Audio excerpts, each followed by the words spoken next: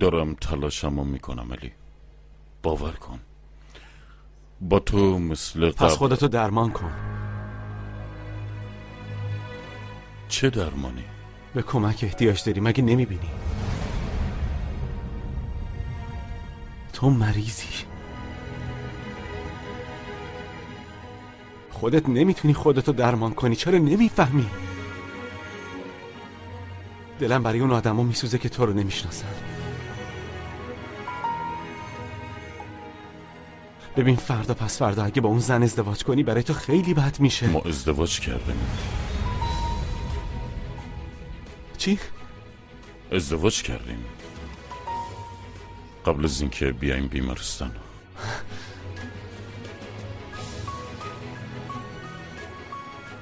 امیدوارم خوشبخت بشین.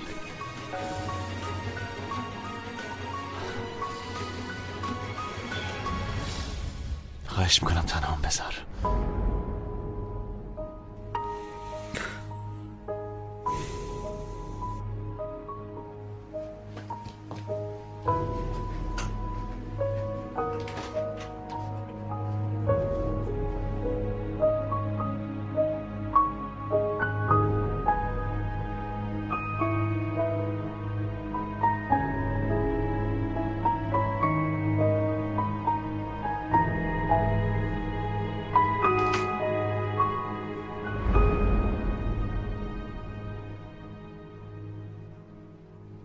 شب بخیر نرمین جون.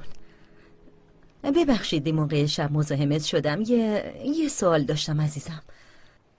میخواستم بدونم قرارداد ازدواج بعد از ازدواجم انجام میشه؟ واقعا؟ فهمیدم. خوبه. پس میشه قرارداد تقسیم اموال و بس داره؟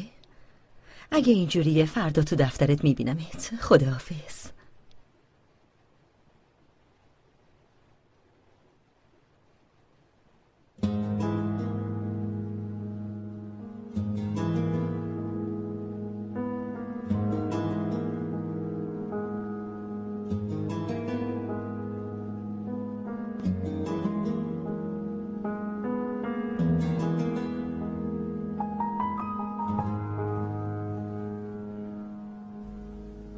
خب نمیخوای بخوابی؟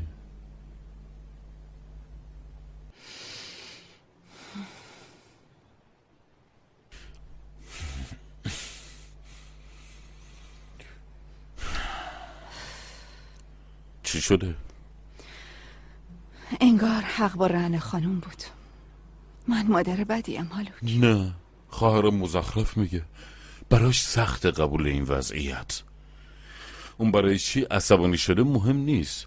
عصبانیه چون اونجوری که خودش میگه نشده. اما در مورد تربیت سلین شاید حق با اونه. اصلا اینطور نیست. باشه ممکنه سلین یه اشتباهی کرده باشه، اما ما زندگیمونو طبق خواسته اون انجام نمیدیم. تا تجربه نکنه نمیفهمه. چی کار میکنی؟ برگرد راحت باش. برگرد.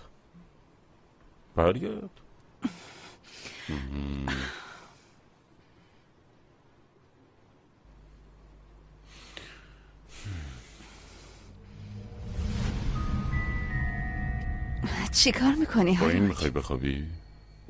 چطور مگه؟ یعنی این که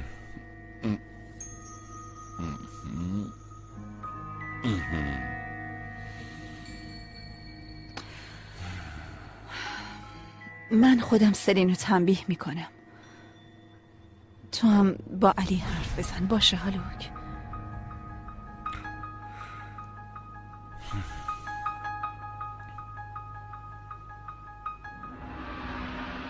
حرف میزنیم.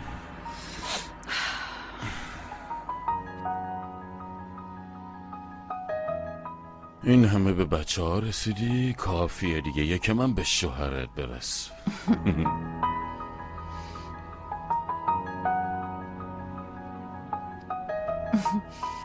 ما امروز ازدواج کردیم. نمیدونم.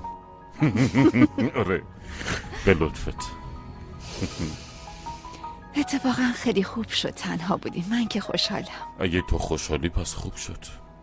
خیلی خوب شد.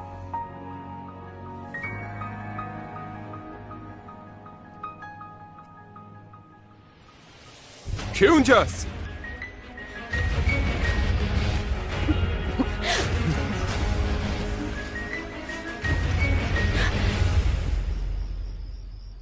پاشو از روم دیوونه ای خول.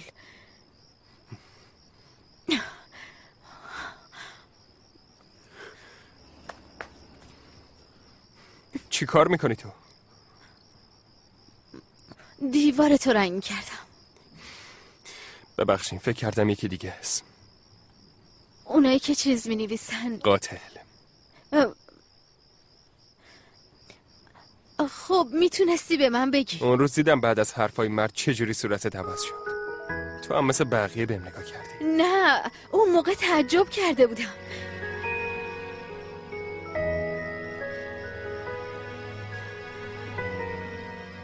تو اون کارو کردی؟ نکردم. اگه نمیخوای تعریف کنی مجبورت نمی کنم، اما هر وقت خواستی به حرفات گوش میدم.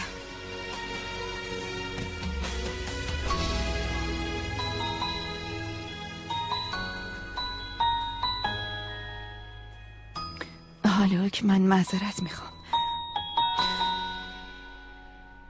بعد از بابای دخترها کسی وارد زندگیم نشده بود. باشه آروم باش. آروم باش، برای من اصلا مهم نیست. حس خیلی بدی دارم. برای چی؟ ما تازه ازدواج کردیم، پیش رومون سالای زیادی هست. امروزم خیلی خسته شدیم مگه نه؟ تا امروز همش منتظر بودم که بغلت کنم و بخوابم. بیا.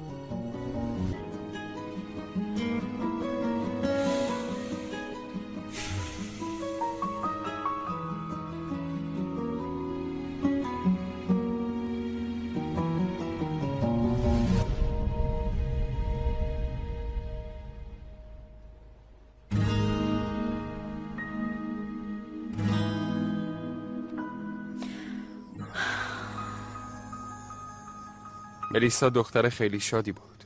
با بدترین حالت منم کنار می اومد. چه دختر خوبی. یه روز قبل از اینکه گم بشه نمیدونم حال خیلی عجیبی داشت. جسمش اونجا بود ولی روحش جای دیگه.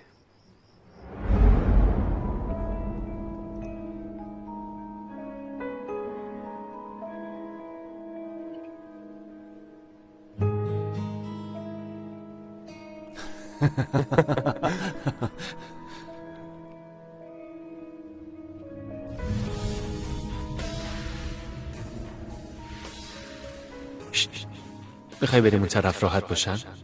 نگاهشون کن، فقط مثل که ما تنهایی. آره راست میگی. ببین پسر شما خیلی به هم نزدیک شدین. حرف پشت سرتون زیاد میزنن. به خاطر این دیوونه است دیگه، عکس 2 نفریمون رو گذاشته پروفایلش.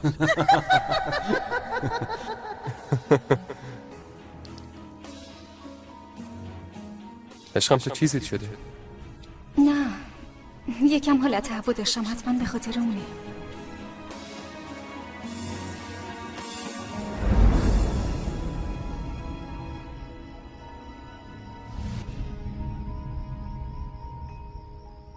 بعدش فرداش نخواستم زیاد بهش گیر بدم که ناراحت شه. صبح که از خواب پا شدم دیدم به هم پیام داده که از هم جدا بشیم. تو هم حتما خیلی تعجب کردی.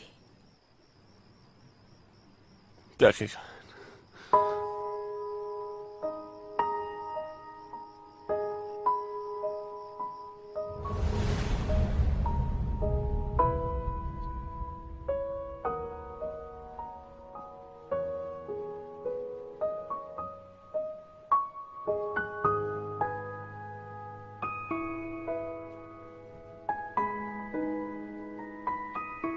من چیکار